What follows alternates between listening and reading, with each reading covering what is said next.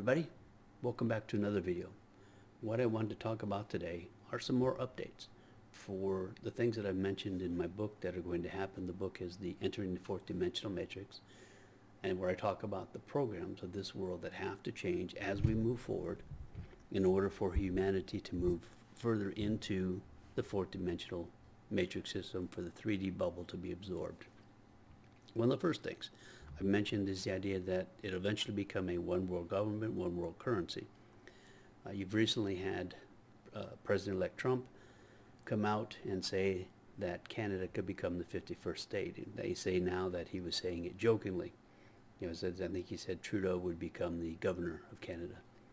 But you also have Kevin O'Leary, who is a Canadian businessman and investor, somebody of money, who supports that idea wholeheartedly. And what I want you to understand is that when people in prominent positions come out and say things like that, they're not doing it as a joke. They are doing it to see what the public opinion is going to be, how well that idea would be accepted. Because if they're coming out and talking about it, that tells you they already have plans in place to make it happen. So right now they just want to feel the public out. The idea of Canada joining, and I personally would support that, because Canada has a huge amount of resources. They have a huge amount of land. We could get rid of a large border area that really doesn't do a whole lot anyway. Like I said, it would be a win-win situation for Canada and for the United States. I think both economies would prosper on that. At some point I could even see this going to where we would add Mexico. You look at the idea of the illegal immigration problem and adding Mexico as a 52nd state. And even moving on down through Central America, the rest of those countries, adding them as subsequent states to the United States would be a huge boost for the economy of those countries, and it would actually help us as well, because now you would have access to a huge labor force that would be able to be dispersed around the country. I mean, talking all the way from Central America, top of South America, all the way up through Canada and Alaska. So there's plenty of room, plenty of places, and plenty of jobs that would be available to help people, to help the economies of all these different places. It would eliminate essentially that illegal immigration problem, because you'd only have a very small border in a couple of areas in order to stop that. So, one thing that was mentioned that people worried about is the concept of the drug cartels. Well, they would either be eliminated or assimilated, because you understand the CIA and others are already running those organizations. That's how they survive and thrive. So they, as we move forth into the fourth dimension, those groups will no longer be the terrorist organizations that they are now. So as I said, just remember that when you hear the politicians, or when you hear somebody of prominence put an idea out there, even saying it's a joke, it's a test to see how the public is going to react. So I see that coming. I see it as a step to what I talked about: one currency, no borders, one government. I see it coming. Another thing, for those of you who were around in the mid to late 90s, there was a thing called the tech.com boom, and that was when the Silicon Valley in California and other areas were going crazy with companies startup companies for computers and tech and all that kind of stuff. Everybody and their brother who had any computer knowledge at all was starting their own company, and their goal was to get bought out by a larger company and make a big amount of money. But a lot of these companies that were able to put that out there, go public, were getting some of the entrepreneuring companies that invest in startups. They were getting a lot of money, and everybody and their brother was buying those stocks. And essentially, most of them went bankrupt, except for the people, of course, who started it. They made a fortune. The crypto boom that we have going on now is the exact same thing as the tech.com boom. Everybody and their brother is trying to start some sort of a cryptocurrency to get as much money as they can from everybody else. And of course, most everybody will go broke and lose their money from these kind of things. There was recently that story about one of the social media influencers who made $50 million off of crypto that she developed. I guess she owned like 95 or 98% of it. They sold the rest, and as they watched the prices of it go up, they started getting greedy, so they started selling what they had, and that, of course, and once they did that, and you had to suddenly have a large amount of it hitting the market, of course, the prices dropped. But she made, I think they said $50 million or something, and of course they're being sued for it. But the idea is people are stupid. People are greedy. There's people out there trying to grab every little thing that they can because they think somehow that money, that future, is going to save them down the road. And I'm telling you now, it's not. It's not going to do it. But yeah, the point is that the crypto boom is the tech.com boom and bust of the 1990s, and a lot of people are going to lose a lot of money on those kind of things. One of the other things that came out that I was listening to, relating to what I've talked about, the concept of potentially aliens coming and helping to change our governments and monetary systems and other things, is Bashir, who is who is channeled by Daryl. I can't remember what his last name is right now. But Bashir is supposed to be a sixth-dimensional alien, and he's been channeling this guy for 20 or 30 years.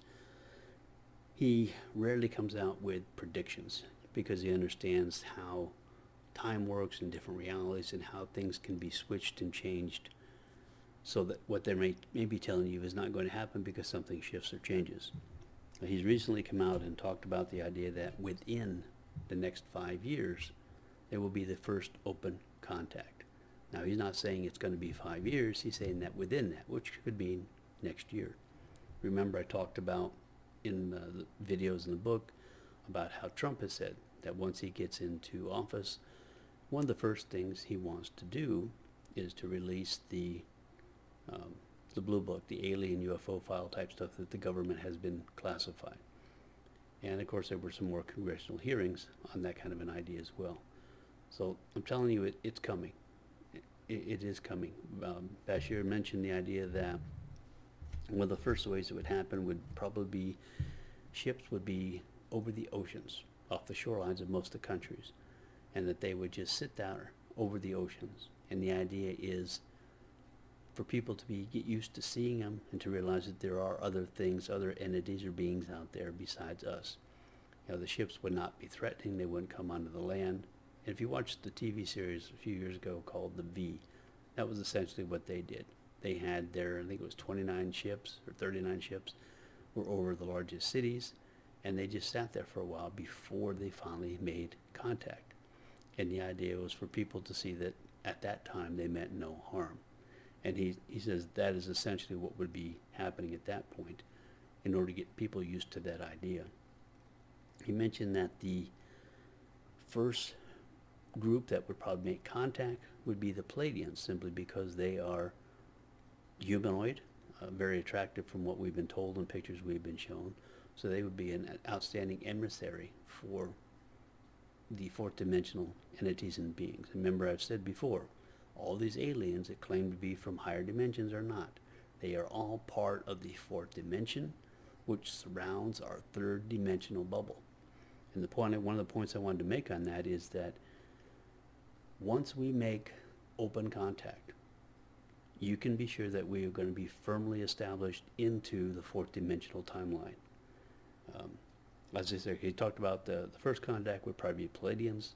The second group would probably be the hybrids, which again, mostly look like humans, but again, some other parts. It may even be those who are on this world would come out. And then he said after that, it would depend upon the conscious level of the people, what they're ready to accept as to how many other races or groups that may come out. You've heard about groups like the mantis. There's other fish type groups.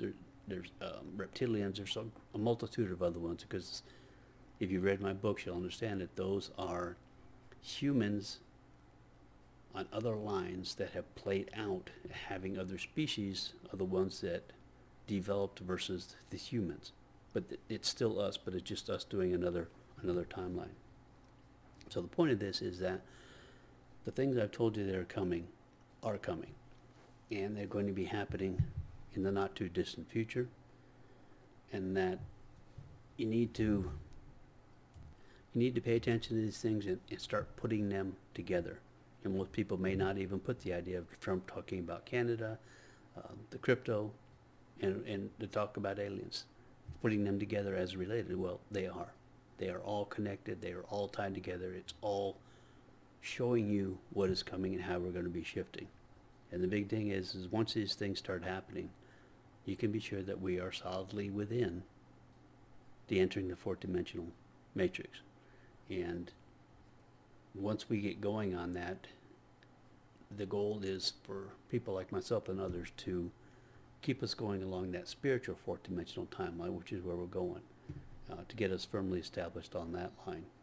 One thing too I'd mention is that they talked about the Pleiadians coming down first, and the Pleiadians are a group that I have a strong connection to. Exactly what, I'm not sure, but I kind of hoping the idea that maybe my Pleiadian family would come down and want to come over and have dinner before all this takes place, so I can get an idea of what's going to happen, and then I can put it out to you guys, and at least some of you will be aware.